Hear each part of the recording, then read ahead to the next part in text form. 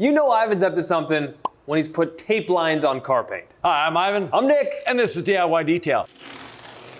Today we're going to go over the differences that we can see with our three pads. Our red rotary jeweling pad, our gold standard pad, and our wool cutting pad. All on the 25mm DA. People often ask us, how do I choose a pad, right? How do I know which one to choose? Today we're going to demonstrate what each of them does. Hopefully it helps you get better educated and make a decision for yourself when you're trying to get shiny paint. Exactly. And you'll see the difference between the three, what they can do and what they can't do. So we're starting off, and yes, I'm not a fan of tape lines. This is a rental car. If we happen to leave a line behind, I'm not so concerned. Why are you not a fan of even automotive paint having automotive tape? Like, you'd think they'd be compatible and perfectly safe. They're compatible, they're safe. But let's say I'm doing a test spot and I actually use tape around my test spot. I might go a little deeper on that test spot than I want to, and then it's hard to get rid of that line. Also, if I touch the adhesive with it, with the pad, I may be drawing some of that adhesive into the pad. Again, not a good thing. So if you're doing a test spot, you don't need tape lines. We're keeping the tape here just as a demonstration purposes. Do not try this at home. We're professionals. I think it's a great way of describing it. It's just really good for social media, for Instagram, if you want to make it look really good side to side. But there's also instructional value, hence why we're using it. That makes sense to me.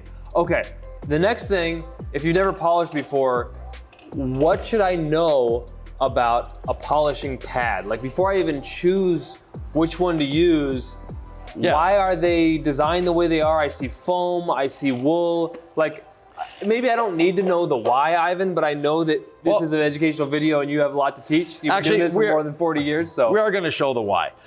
This is our least aggressive pad. On a rotary, this becomes your best friend. It can bring gloss to paint that's never seen gloss before. It can bring a level of gloss you've never seen before as well.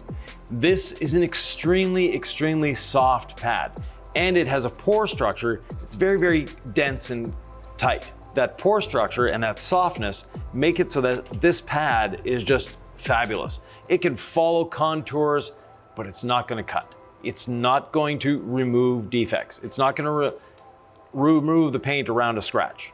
It's only going to gloss everything up.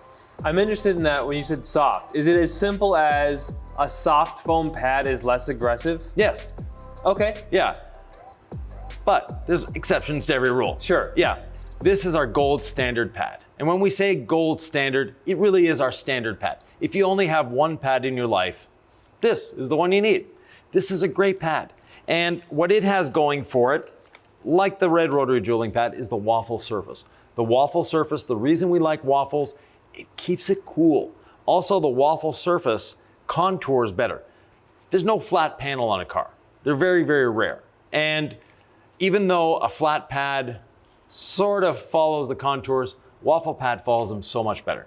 And it stays cooler. The cooler your paint is, the happier it's gonna be. This is plastic we're dealing with. Clear coat is a form of plastic. And as plastic gets warm, it gets soft. The warmer it is, the softer it is, the less the abrasive can do its job. But back to this pad, considerably stiffer. You can actually sometimes hear the stiffness of it. But if I take the two back to back, like this, and I squeeze, see how much farther the red pad is going in? I'm both exerting the same pressure. You said something earlier, I'm always thinking to the beginner. You mentioned rotary. Yeah. You've got a dual action polisher in your hand. Folks may not even know the difference, or maybe they've heard rotary, but they've never used one. Again, if this feels too rudimentary or basic, write in the comments below. Nick, we've heard this all before. I just get the sense there's a lot of people who may never have seen this video or our channel before that are here to learn. And I never want to assume you know something. Exactly. So a rotary just does this. Just goes around in a circle. That's all it does. It's a simple one-action machine. This is a dual action machine. So not only do we have this rotation, but we also have an oscillation. So we have a 25mm oscillation.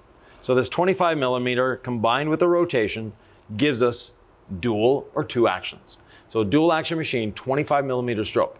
There's other machines on the market from a 3mm all the way up to 21. This is the only 25 that we know of. The reason we have a 25mm stroke is for better efficiency. Now, the longer the stroke, the more cutting you're doing. And the more cutting you're doing, the more efficient you are. But you can also finish down nicely with this. So it doesn't mean it's going to leave a hazy finish. With the wool pad, it might leave a hazy finish, but we're going to be removing defects faster. And this is our wool pad.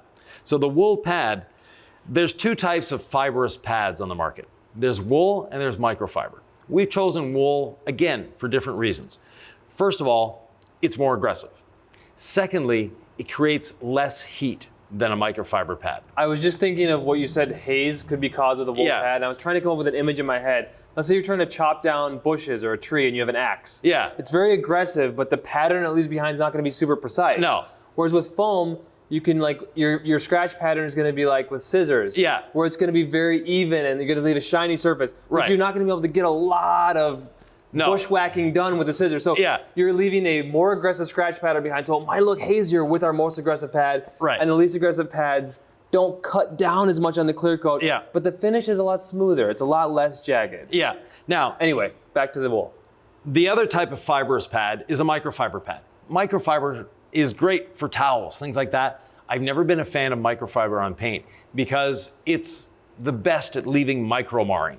And micro marring is that haziness that we see. And because a microfiber pad, if we look at this wool, it's extremely dense. We can't separate this to get down to the bottom of it. It's very, very dense. Microfiber pads have longer fibers, and they're sort of like fingers. And they're, as the dual action is doing its thing, going around, oscillating and turning, they're doing this, and they're just sort of moving around the paint. Whereas the wool, they're all packed tightly together. So they're going in one continual motion. And that wool, like I said, is a little cooler because wool cuts better than microfiber without creating heat. Because microfiber is a synthetic fiber and wool is a natural fiber. The other thing about the synthetic fiber is microfiber over 140 degrees Fahrenheit starts to degrade and get hard. So even your microfiber towels, if you're putting them in hot water to wash them, you're actually shriveling up the ends of the microfiber. If we look at a microfiber from it sort of looks like this. If you take a cross section of microfiber, it looks like this, what we've got here. And what happens is when you get that hot, they sort of shrivel in and your microfiber gets crusty. So if you've been to a shop that doesn't really take care of their towels or a friend that doesn't take care of their towels like you do, because you watch this channel, you take care of your stuff, and they wash it in hot water, they put it in the dryer, their towels actually feel crusty. That's what happens to a microfiber pad as well. So when it gets hot, it starts getting that crusty feel to it. That crusty feel can actually do more damage to the paint than good. Because paint doesn't like heat. Paint does not like heat, microfiber doesn't like heat, and polishing creates heat. If we can mitigate that heat through technology, better pads, better machines, then we have that.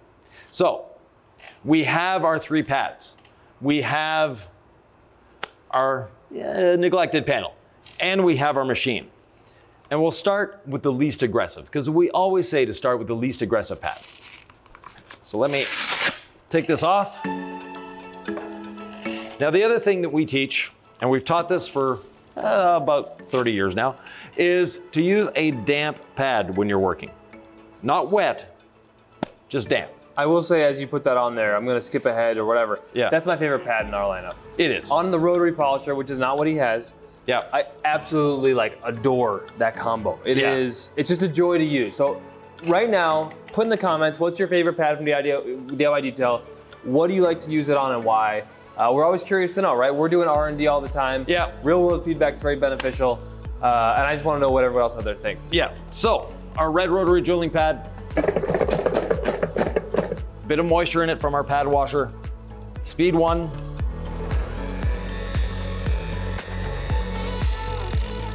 And then I lift up the pad just a little bit, bring it up to speed 6.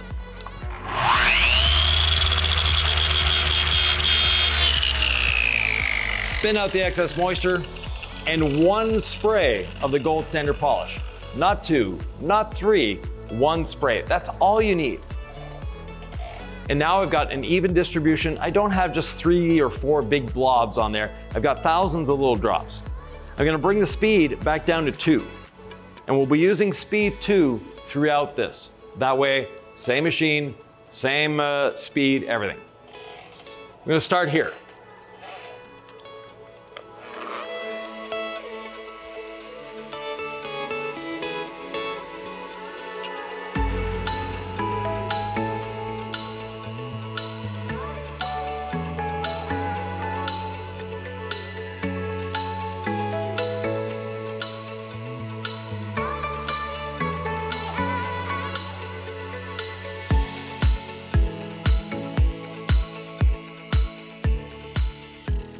the standard 3 passes.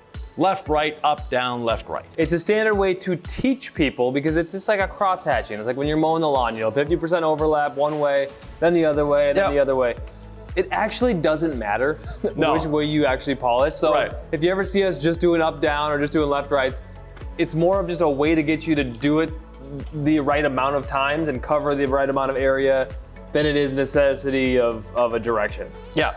Now I've taken a damp towel with rinseless wash, and then a dry towel. And I'm not in a rush to dry it off. I'll let Mother Nature help us out here.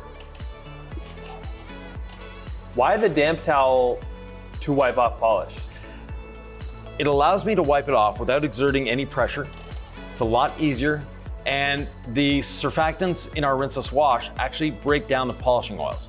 Again, making it so much easier to remove.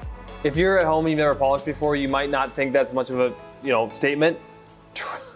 Once you start polishing paint, having a rinseless dampened towel will make much more of a difference. It's one of those you have to experience it to understand it, but that is a highly recommended way to wipe off polish. So we haven't removed any defects, but we've improved the gloss dramatically. So we can see where we haven't polished. Yes, it's scratched up and it's sort of hazy looking. When we come here, it's darker, it's blacker. We haven't removed any of the scratches because it's a very, very soft pad. It is meant just to provide gloss and that look. Next, Nick, is the gold standard pad. We'll leave that pad there as a reference so you can see which pad we used. Always good to center it and get it damp. Ivan, one of the reasons that we teach the damp pad method for polishing paint is it actually is a more efficient way to cut. Like it actually makes the pad cut more. Why else would you want it to be moist? Because some people might be concerned that, oh, I'm gonna fling water all over the paint, or I was taught to polish with a dry pad. Yeah. Why do we teach this method? So, numerous reasons. First of all, a damp pad is cooler. A damp pad is also more flexible. So we're not gonna have to exert pressure to get the work out of it. The other thing is, it's not a wet pad, and people mistake wet and damp. There's less than 1 gram of moisture in this pad. So that's very, very little. Less than 1 milliliter, less than 1 gram. 1/28 of an ounce. That's how little there is in here. So there's not a lot. And in our pad washer, which is about $160, so if you don't want to spend that money, I get it. We have rinseless wash diluted 256 to 1. Yeah. Is there an alternative for folks out there who's like, it's just a little steep for my budget right now to keep a pad clean using your system? Depending on when this comes out, there may be an alternative. We have one in R&D.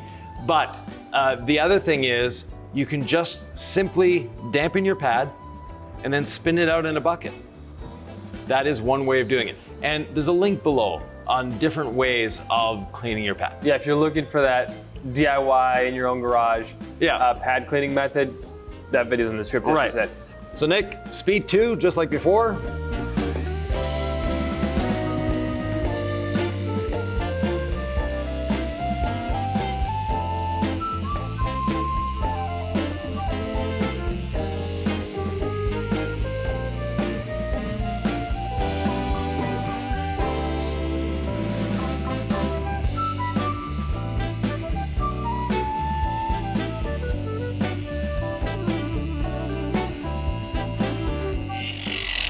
So again, that was just 2 easy passes. Left, right, up, down, left, right. Oh, that was 3. Yeah. Yeah. So 3 easy passes. Could you do more? You could. Could you do less? You could. There's really no set standard here, but we're doing that just so you see, we're doing the same thing on each one. Wow. That's why I'm doing all 3 of them, because I'm maintaining the same pressure. I'm used to working the same way. And that's what I'm saying, the standard operating procedure is helpful. Structure is freedom, right? The more we can give people do it this way, at least they can learn the system, and then they'll be able to sort of like color outside the lines to mix a bunch of metaphors. But it's good to start with certain parameters in mind. You're teaching them, I'm asking the questions. So let me have a Oh, this towel's a little damp. Okay. So now we can see the gloss is close. We have a lot more defect removal on that one. From here to here, I see far fewer scratches. Right. Like this is just fully hazed up, swirled up.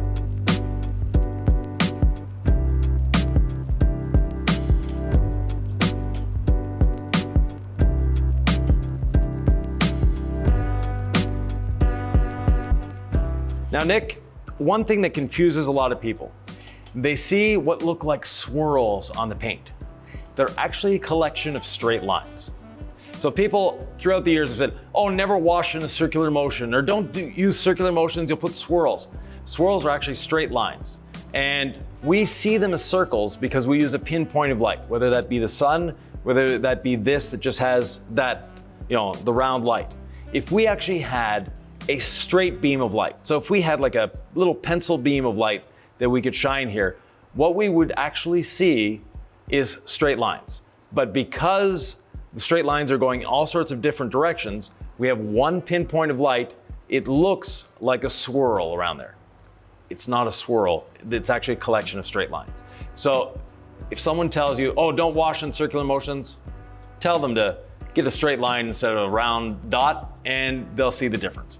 Now, we saw that we've got more gloss here, and we have more defect removal. So less of those scratches.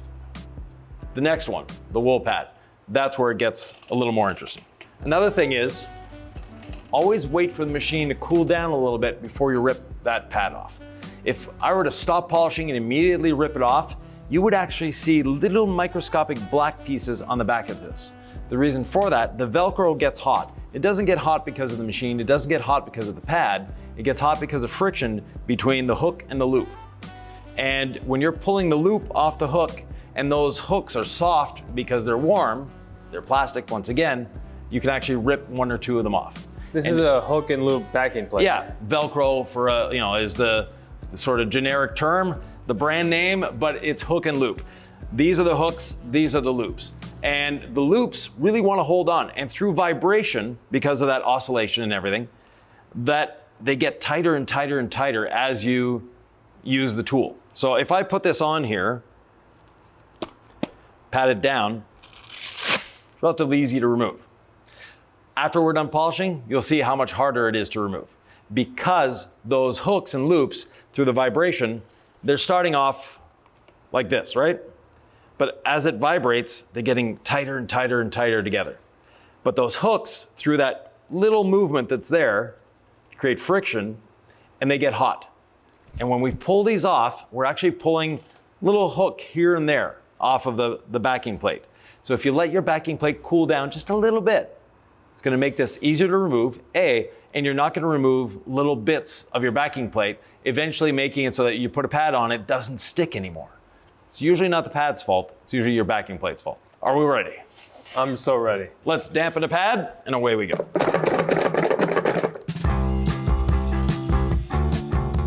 And when you're using the gold standard polish, always squeeze the trigger like you mean it. It shouldn't be a slow squeeze. If you do a slow squeeze, you'll just get a couple blobs. Whereas the quick, you can see I've got little yellow dots all the way around. Yes, there's a little line there, but it's not thick at all. So same thing, I'm gonna go left, right, up, down, left, right, speed 2.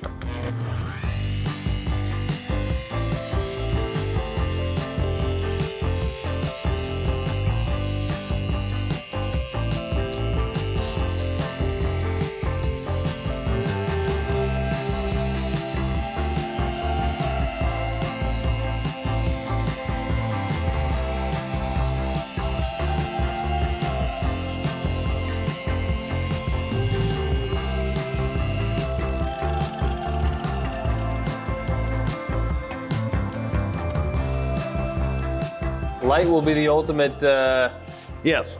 So reveal. This will probably be a little grayish looking compared to this because of the wool, because of the fibers. So here we had our gold pad, and then we go to our wool pad.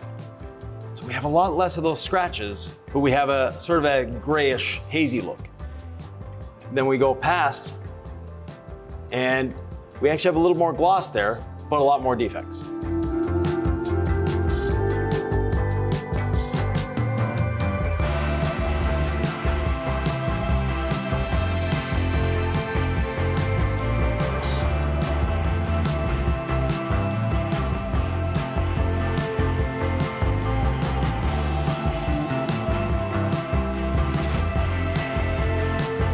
Ivan, let's play tic-tac-toe. Yeah, I know Nick's a fan of tape line, so we'll do a tape line here. Well, my kids love tic-tac-toe, so I got in the tic-tac-toe mindset. No, so right now we're gonna use the rotary drilling pad as our second step. Right. So a lot of people talk about a 3-step paint polishing correction step. You don't need all that. 2 steps really all you're ever gonna need in our system. And an excellent way to 2-step is to finish with the rotary drilling pad. Yeah. So again, start with a damp pad. Now, by the time you're seeing this, there'll be a few changes in our pads. We've changed manufacturers because we can actually get a better pad. The second thing is we have slightly different foams. So our yellow pad is actually the same. It's not changing, there's no change there. Our wool pad is going to a slightly denser wool and it'll be black in color. So if you see on our website that it's a black pad and we're talking about a purple pad, know that it's the same thing. Our red pad, the color red will be changing just a little bit and we're actually going to a better quality foam. No price change though, good thing for you. Now, the second step, the all-important second step. I'm gonna do left, right, up, down, left, right on all 3 of these, and then we'll do an inspection. And no, the rotary is not a difficult tool to control.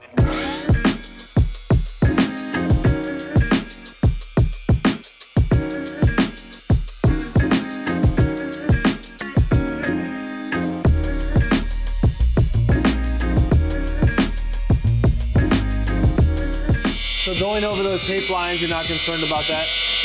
No, because I know we're gonna be polishing this whole thing over again, so. And can you go through your rotary technique if folks have never used a rotary polisher before? Yeah, so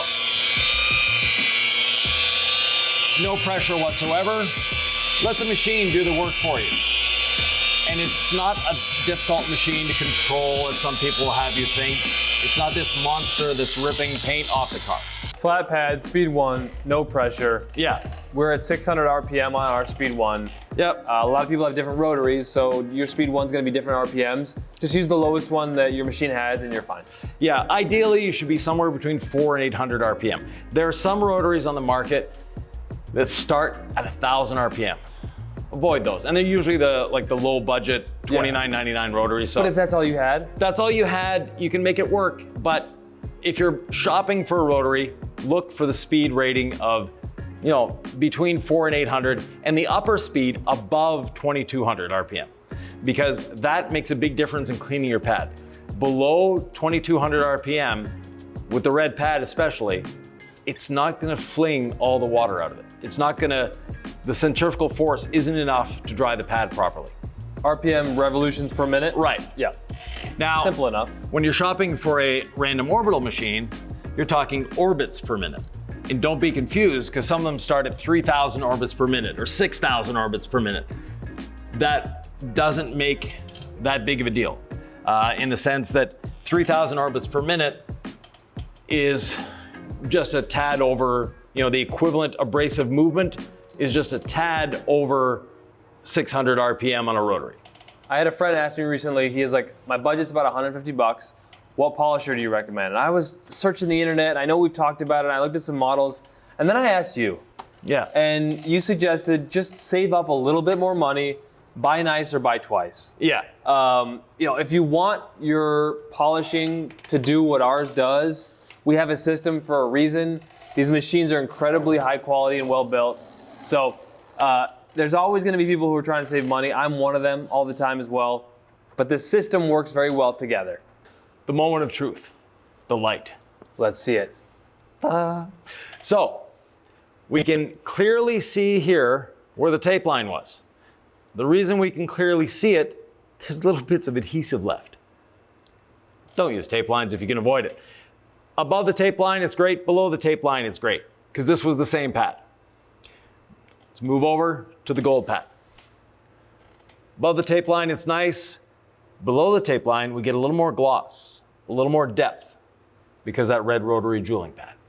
Now, the standard 2-step for us is the wool pad, followed by the red rotary jeweling pad. So down here, we have some depth. We have beautiful paint. and we come up here, oh, it's a little gray looking. That grayness is from the wool pad. It can't be avoided, it's just part of it. So if you're using the wool pad, especially on black paint, you might have to do 2 steps. And yeah, I see the adhesive line from here. Yeah, you see the adhesive line as well. But when we go down here, the paint is clearer, it's brighter, it's got a little more color to it, a little more life. And then if we just go over here, we see what we started with, and that's a stark reminder of how far we've come. Right. Now, could you use the yellow waffle on the dual action machine as your second step? And if so, what's the difference between that and the rotary jeweling pad on the rotary? Because I know the yellow waffle is more aggressive. Yeah. It's a very easy pad to use for folks if you're just doing a one-step polish. It has a little bit of cut to it compared to that one, but I'm curious what you'd recommend and when for a second step. I've used this gold pad on the rotary. Many people have, and it works great. But you need a little more finesse, a little more talent with this pad because it's a little stiffer foam. Yep. And it's a lot thinner. If you look at the thickness here, this is 3/4 of an inch. This is 1 1/4 inches. That extra thickness reduces pressure points. Those pressure points reduce the possibility of swirls. So second step, definitely the gold pad on the DA actually does a better job than the red pad. Because what happens is, we talked about micro marring with the wool and microfiber pads. What happens with these is a stiffer foam actually follows that oscillation better. This softer pad, it sort of stretches and moves because it's so, it's so flexible, it's so soft. You can see how it moves. Whereas this one, I'm barely getting any movement out of it. So this is ideally suited for the rotary. It will work on the DA. This is ideally suited for the DA. It will work on the rotary. But if you have your choice between the two, this one's for your rotary, this one's for your DA. The question I have then is, what do I use for a second step? This on a DA or this on a rotary, right? And sometimes I just go with what I'm feeling in the day. Like to me, this will cut a little bit more. I'm not trying to get any cut with the rotary. No. But it still does reduce the wool haziness. Yeah, it does. This for sure does. Though. If I'm on a really hard paint, I might use this as my second step. I'm just curious what Yvan recommends. Well, if I'm using a dual action, I'll use this one. If I'm using a rotary, I'll use this one. But we just switched it up. We did dual action and rotary. Right. So could I just stay with dual action and put this on for my second step? Yes. Yeah. I'm just you got the questions out there, Yvan. I know you're a little annoyed, but I asked the questions that y'all are thinking because it gets a little confusing. You brought out 2 machines, 2 different pads. Yeah. This can actually work on a dual action. We're just trying to clarify it for you. So Nick, let's get rid of these tape lines. All right. Oh, I can't do it, Yvan. You do it. That just sounds too aggressive on this paint. It's like a chalkboard scratch. Yeah, and see what happens. There's a bit of solvent in the compounds. That's normal. Even if it says it's a water-based polish, it has solvents, it has oils in it. That mixed with the adhesive gives you these little lines. And getting rid of these is not always easy. You gotta use the wool pad on these to get rid of them. Yeah, exactly. Well, no, they will come off, but what happens is they stick to your towel. It's adhesive. So not exactly the best idea to put tape lines on your car. For what we're doing here, it's a demonstration, great. If you're not doing a demonstration, if you're actually working on your own car, not a good idea. And now that you're armed with this knowledge, I think the same principles will apply on your paint, but it's good to do a test spot to know what's going to happen, right? Because every paint's gonna react a little differently. Exactly. And speaking of test spots, this is something I've seen people do over and over and over again. They do a test spot here. They don't quite like what they see. So, I'm gonna try another combination. They do it right over the same spot. Of course it's gonna be better the second time because you already did some polishing on it. So if you're doing a test spot, you do a test spot here, let's say, you don't like it, move over to another section to do your second test spot. Because a lot of people get hung up in that. They go, I did a test spot, I didn't like it, I redid the test spot with another combination, it was fabulous, and then when I did the rest of the car, it wasn't as good as that test spot. That's because every time you do a test spot, every time you bring up a combination, you need to move to a separate section. And test spots are great. When you're learning, you need to do test spots. If you're a professional and you're detailing for a customer that has a budget or has an objective, a test spot may actually be wasting your time. If the customer wants an enhancement, you know what an enhancement means for you. In most cases in our system, It's this with the DA, one, left, right, up, down, left, right. That's your enhancement. Everyone's happy. And if you spend half an hour doing test spots to dial in that right combination, you're not doing yourself any justice and you're not doing your customer any justice. Because you're still going to get shiny paint with either combination. Right. And you're not going to get perfection. No. The only time you can almost get perfection is if it's on really hard paint. Yeah. You can get like a one-step combo with this and gold standard polish. You can remove defects, but it doesn't leave the haze because the paint is real hard. And if you're a beginner out there, how do you know if your paint is hard or soft? Because I don't want to overly intimidate people or get them overthinking things, but that's a thing that's on the internet and it's a real life thing on paint. Some is hard, some is soft. Don't worry about it. That's all I can tell you. Hard and soft paint is, this brand of car has hard paint. That brand of car might be made in 5 different factories, and each factory uses a different brand of paint, and they may be in different countries. They source their paint locally. They're not shipping, let's say you've got a German car, and some of the models are assembled in Germany, some are assembled in Mexico, some are assembled in Canada, some are assembled in the US. Each one of those plants is not importing paint from Germany. They're buying their paint locally. So you may have a hard and a soft in the same manufacturer. So if you go online and someone says, I've got brand X of car, is it hard or soft paint? There's no way of knowing.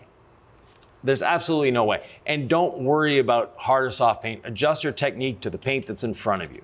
Now, what if you do a test spot on a door and then the front fender was done in a different factory?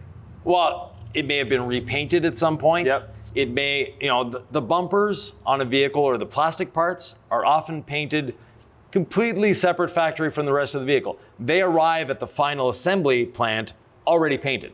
That's why most cars, if you look closely, the bumper color does not match the rest of the car.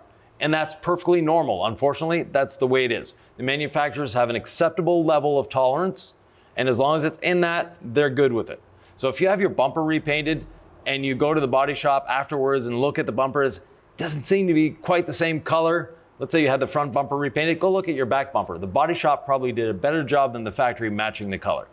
That being said, you can have hard and soft paint on the same vehicle. Like we said, the bumpers are painted in a completely different factory. The bumper might be super hard paint, and this can be soft paint. Just adjust your technique. And that technique is you may need to move just a little bit faster. That's about it. Or you may need to move just a little bit slower. So if it's harder paint, you're going to move slower. If it's softer paint, you're going to move a little faster. Other than that, don't worry about chasing the perfect combination. It doesn't exist. Just use what you have. And that's another thing that, again, we see people, they have a shelf with 18 different compounds and polishes, and they have drawers full of pads. And a lot of those came about because they were going online and they said, I've got like Nick, he's got a Subaru. So I've got a Subaru. Subarus are technically known for having soft paint. What's the best combination for that? They'll have 20 people answering, and 20 people will give them different combinations. Out of those 20 different combinations, they picked one. They bought that polish and that pad that one person said. They try it on the card, it's good. Then it sits in a drawer. They do another car, and you need this combination for that one. You can make any combination work just by adjusting your technique slightly. Keep it simple, stupid. And fun. KISS. Yeah. That was an old motto in TV news. Yeah. Keep it simple, stupid. It was KISS. Right. And it was just it just meant to keep it simple. Right. And that's what the genius of our system provides. All right. Keep it simple. Have fun. Our system is safe. You're not going to burn through paint with the DA. You're not going to burn through rotary unless you're really trying to. Let's say you're trying to, Yvan. Yeah. You might be trying to test the limits of what a dual action polisher or rotary can do. Which one cuts faster? Ha! We did that very video, Yvan. And folks can watch it right here.